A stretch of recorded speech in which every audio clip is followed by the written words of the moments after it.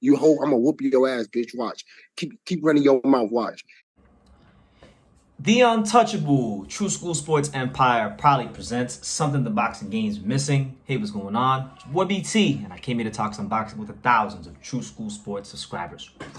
All right, so I wanted to discuss those two gentlemen on screen right there, Anthony Joshua Jarrell Miller. You know, they reignited their beef, their rivalry yesterday at the press conference for the major heavyweight card in Saudi Arabia, December 23rd. I'll briefly touch on their upcoming matchups against Daniel Dubios and Otto Wallin respectively as well. But nonetheless, this is what I wanted to say, and I hope the fine folks in the boxing world, the boxing fans, and maybe anybody of influence in boxing who may come across this video, I hope they take the time to listen, because the way I see it, you know, that press conference re-emphasized what we already knew about Anthony Joshua and Jarrell Miller, and that's the fact that they have unfinished business, and that is one of the most entertaining build-ups that could possibly happen in the welterweight in the heavyweight division.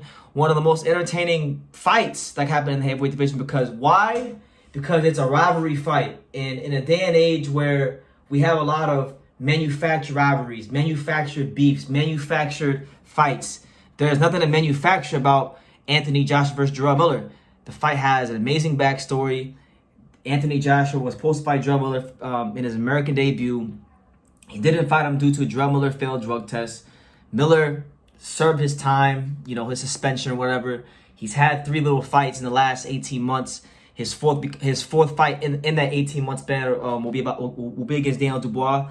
I feel like win, lose, or draw against Dubios, this is a fight that should happen for heavyweight boxing. Not because it's going to do anything for the rankings or the title picture, but because it's entertaining and it's fun. And truth be told, I want to sit here and personally thank Jarrell Miller, because I sat there and I watched the whole press conference yesterday from start to finish. If it wasn't for Jarrell Miller yesterday, that press conference would have been a complete snooze fest. Thank God we have somebody like Jarrell Miller to liven the event up and the press conference up and whatnot. Now, you know, I was really appreciative of it. And I like how every time Jarrell Miller is around Anthony Joshua, we don't see the corporate Anthony Joshua. We don't see the politically correct Anthony Joshua. We don't see the guy who says all the right things, you know, the Derek Jeter of boxing. We see the landlord. We see, you know, the guy from Meriden Estate. You know, we see a bit of that edge, the drug dealer side of AJ. And you know, I like it. The landlord comes out. He calls himself the landlord, and that's who he is when he gets around Jarrell Miller. Now, as far as the actual fight, you know, in the ring, I think Joshua would have to be the heavyweight favorite because, you know, bigger guy, better boxer, hits harder. You know, Jarrell Miller, even in his prime, in his best days, you know, not a guy that really punches hard at the elite level of heavyweight boxing, but has a high volume at that size, and he's the kind of guy where, you know, if AJ don't hurt him first 3, 4, 5 rounds, Miller has the kind of volume and stamina to maybe wear AJ down in the later rounds. So that's a fight I would really like to see, and I just feel like it's good for boxing. I mean, they even had a gloves are off with Sky Sports that they never released, and we've heard it for years, and people are still asking to see the gloves are off from AJ versus Miller because apparently they had some sort of rap battle when Miller beat AJ, but we never saw it, right? So I feel like the fight has already sold itself. I know everyone's talking about AJ versus Wilder, and that's a cool fight, but this fight just got more, you know, it got more beef to it. It got more, it just feels more authentic, right? And at this point in time, neither AJ nor Wilder is a champion. So if you gave me the option, I know this may even be a little bit unpopular, but if you gave me the option of which fight I would rather see, I would rather see Anthony Joshua versus Jarrell Miller because I feel like it's more entertaining around the board. You know, Anthony Joshua and Wilder, as we saw at the press conference yesterday, they're friends. They're on the same team. They get into Arab money with the Saudis, and they're not gonna really talk too much. But as with Jarrell Miller, we have real beef. We have real vitriol. We have real disdain and anger, and those always make for great fights and even better build-up. So that's just my 2 cents on them having unfinished business and me clamoring to see the fight. Now, as far as, you know, their fights coming up with Otto Wallin, AJ's fighting Otto Wallin, Jarrell Miller's taking on Daniel Dubios. If I had it my way, we would scrap both those fights, and they would just fight each other, you know? But let's talk about it. So, Anthony Joshua's fighting Otto Wallin. It's going to be his 3rd fight in this calendar year.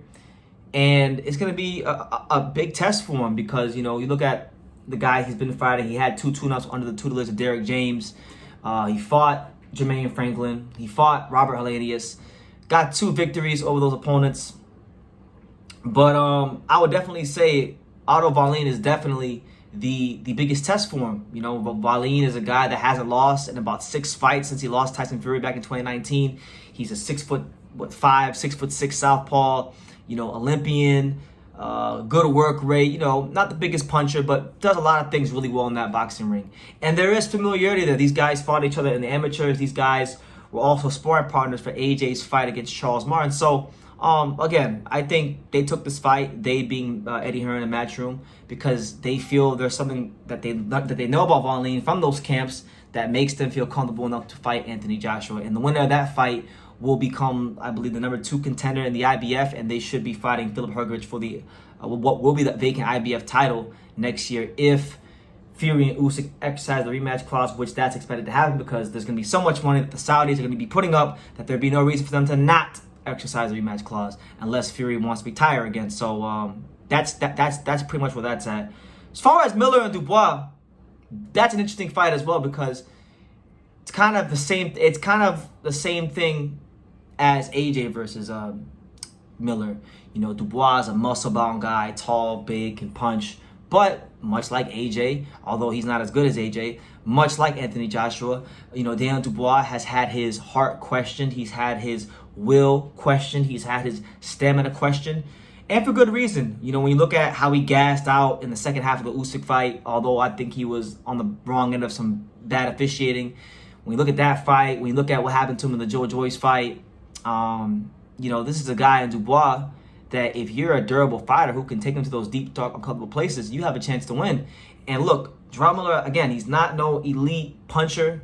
He's not no, great defensive fighter. But the one thing he does great is, really good, is for being a guy so big at that size, he has a high punch output. And when you have a high punch output and you're 280 plus, 290 plus, 300 plus pounds, and you can go into the 7th, 8th, 9th round and throw, upwards of 50 to 80 punches around, even if they're arm punches, that still wears on a guy. You lean on him, you tie him up, you throw him around a little bit. That can wear on a guy. And I can definitely see that fight being tougher for Dubois than most people think down the stretch. So it's a good fight. To me, out of all the heavyweight fights on that card, Dubois versus Miller is like the best fight because I think it's like the best crossroads fight.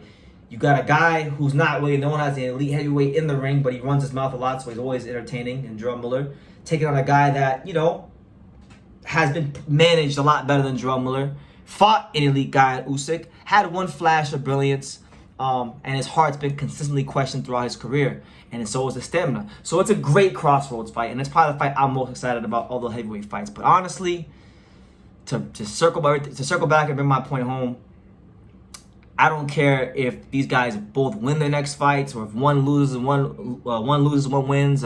They both lose. I think at some point in time, before Jarrell Miller hangs up his boxing gloves and before Anthony Joshua hangs up his boxing gloves, they gotta go ahead and fight each other because they have unfinished business.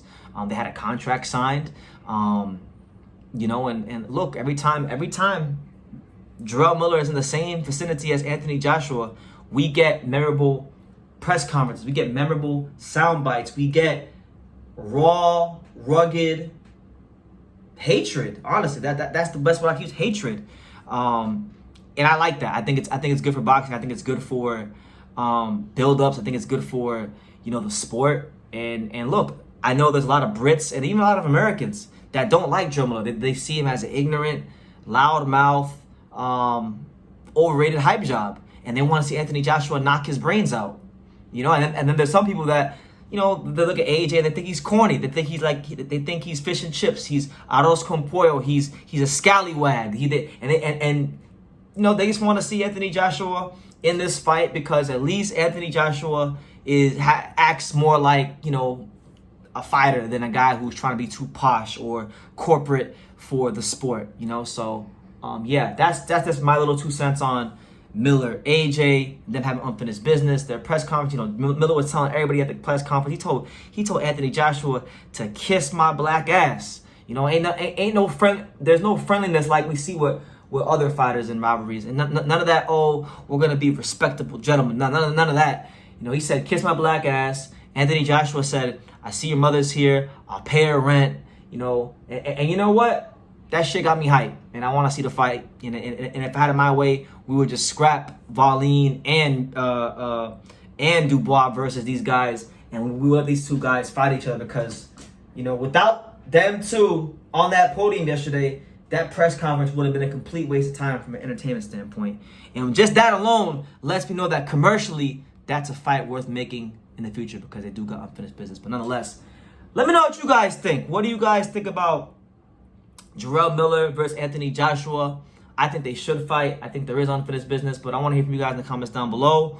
I am going to be going live for the Shakur Stevenson Edwin De Los Santos fight, so please feel free to join me. It's going to be a lot of fun, as those live fight reactions always are. And yeah, like I say in every single one of these videos, you can love me or you can hate me, but I'm just a kid from Daniel. So until next time, take your ass.